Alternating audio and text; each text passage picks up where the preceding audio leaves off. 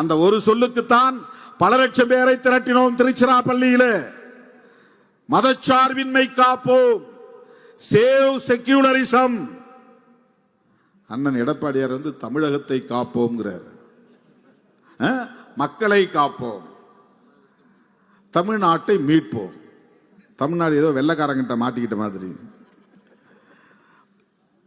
மக்களை காப்போம் யாரை வச்சுக்கிட்டு? கூட பிஜேபி வச்சுக்கிட்டு. இது எப்படி நடக்கும்? நாம மதச்சார்பின்மை காப்போங்கிறோம், இது தேசிய பார்வை. நாம தமிழ்நாட்டுக்குள்ள இருக்கிற கட்சியா இருந்தாலும் கூட அம்பேத்கர் பார்வைங்கிறது தேசிய பார்வை. அதனால நாம மதச்சார்பின்மையை காப்போம். மதச்சார்பின்மையை காப்போம்னா பிஜேபி வளரக்கூடாது, ஆர்எஸ்எஸ் ஆட்சியில் இருக்கக்கூடாது, தமிழ்நாட்டில் வளர்ந்துக்கூடாது. முதல்ல அதை தடுக்கணும். இவங்கெல்லாம் சுற்றுப்பயணம் போய் முடியட்டும், அப்புறம் நாம ஊர் ஊரா போவோம். பிஜேபியை உள்ள நுழைய விடாதீங்க. இப்ப வெளியே கிளம்பி இருக்கிறவங்க எல்லாம் பிஜேபி ஆதரவாளர்கள். இப்ப நடைபயணம்லாம் கிளம்புறாங்க இல்லையா, அவங்கெல்லாம் மதச்சார்பின்மையை ஆதரிக்கக்கூடியவர்கள் அல்ல, பிஜேபிக்கு வலு சேர்க்கிறவர்கள். இங்க பிரச்சனை அதுதான். இந்தியா முழுக்க ரெண்டே அணி தான். ஒரு அணி மதசார்பின்மையை ஆதரிக்கிற அணி, அதுதான் காங்கிரஸ், திமுக, இடதுசாரிகள், விசிக எல்லாம். ஒரு அணி மதசார்பின்மைக்கு எதிரான அணி, மதவாத அணி, அது பிஜேபி, ஏடிஎம்கே, அன்கோ அவங்க எல்லாம். ரெண்டே அணிதான். மதச்சார்பின்மையா மதச்சார்பின்மைக்கு எதிரா? அவங்க மதச்சார்பின்மைக்கு எதிரானவர்கள், மதசார்பற்ற அரசு கூடாது என்பவர்கள். நாம் இந்த அரசு அரசமைப்பு சட்டத்தின்படி மதசார்பற்ற அரசாக இருக்க வேண்டும் என்று சொல்கிறோம். நாம் கான்ஸ்டிடியூஷன் பிரகாரம் இயங்குகிறோம். அதனால்தான் அண்ணன் தளபதி அவர்களோடு கைகோர்த்து நிற்கிறோம். காங்கிரஸோடு கைகோர்த்து நிற்கிறோம். நீ ஏன் வெளியே வரல, நீ ஏன் அங்கேயே ஒட்டிக்கிட்டு இருக்கிற, நீ ஏன் 2 சீட்டு 3 சீட்டு பிளாஸ்டிக் சேர், இவங்களுக்கு வேற பேச தெரியாது.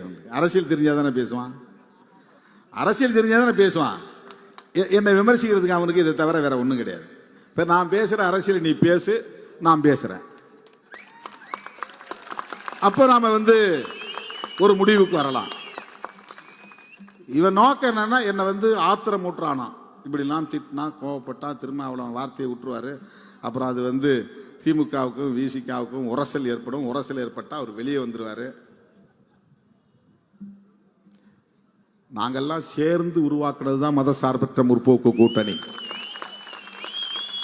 அண்ணன் தளபதி ஸ்டாலின் அவர்களும் காங்கிரஸ், இடதுசாரிகள், விடுதலை சிறுத்தைகள், மதிமுக, இந்திய யூனியன் முஸ்லீம் லீக், மனிதநேய மக்கள் கட்சி, தமிழக வாழ்வுரிமை கட்சி, கொங்கு மக்கள் தேசிய கட்சி, ஒரு 10 கட்சி நாங்கள் ஒன்றா சேர்ந்துருக்கிறோம்.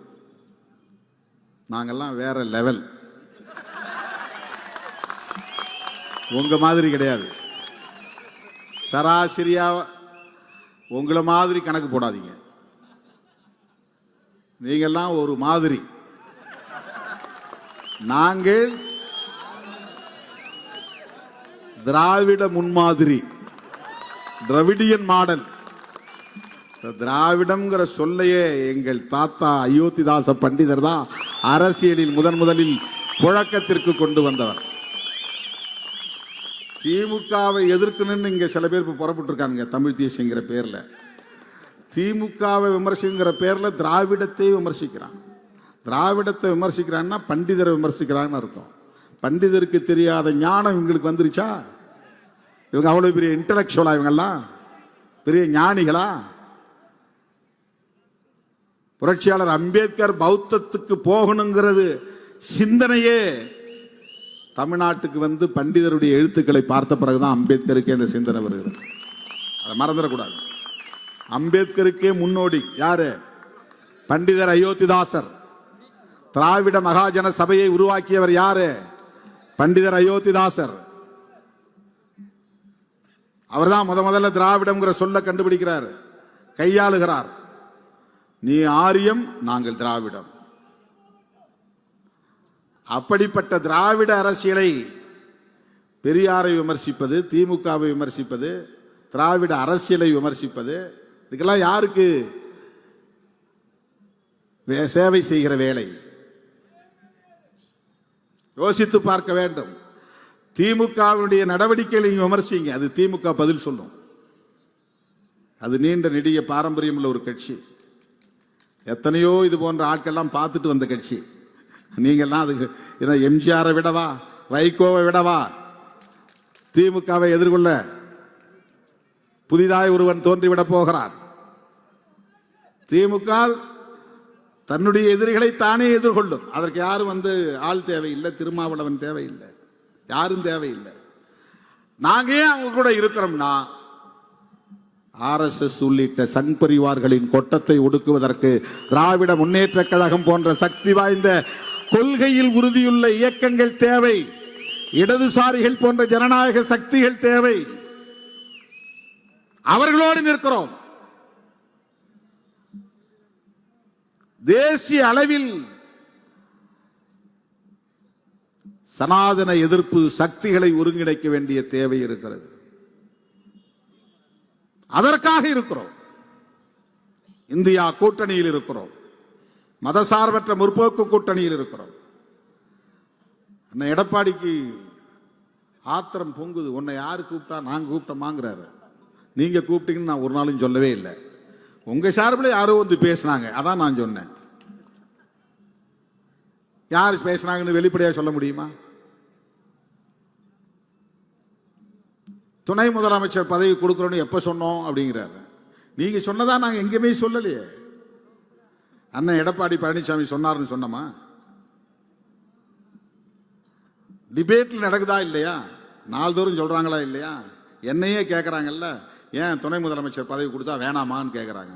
அப்புறம் எனக்கு கோபம் வருமா வராதா? ஏன் நான் முதலமைச்சர் பதவிக்கு தகுதி இல்லாதவனா? யார் யாரோ கிளம்புறா, நானு ரவுடின்னு என்னையும் அரெஸ்ட் பண்ணுங்கிறான்.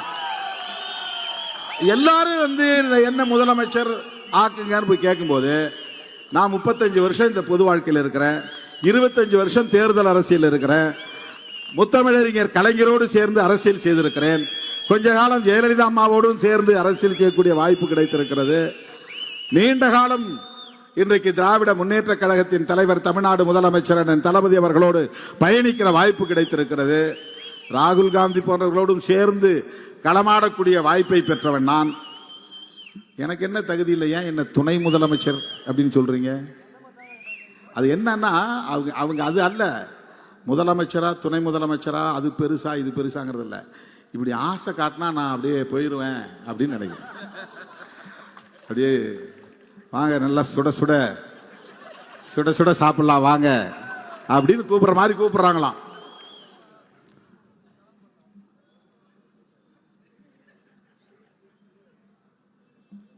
கொள்கை அடிப்படையிலே இயங்க வேண்டும் என்பதில் உறுதியாக இருக்கிற இயக்கம் விடுதலை சிறுத்தைகள் கட்சி. தேர்தல் அரசியலில் வென்றாலும் தோற்றாலும் அதை பொருட்படுத்தாத கட்சி விடுதலை சிறுத்தைகள் கட்சி. பண்டிதர் அயோத்திதாசரின் பாதையில் தாத்தா ரெட்டமலை சீனிவாசனுடைய களத்தில் நின்று போராடக்கூடிய இயக்கம் விடுதலை சிறுத்தைகள் கட்சி. பகுத்தறிவு பகலவன் தந்தை பெரியாரையும் புரட்சியாளர் அம்பேத்கர் அவர்களையும் மாமேதை காரல் மார்க்ஸ் அவர்களையும் கொள்கை ஆசான்களாக ஏற்றுக்கொண்டிருக்கிற கட்சி விடுதலை சிறுத்தைகள் கட்சி.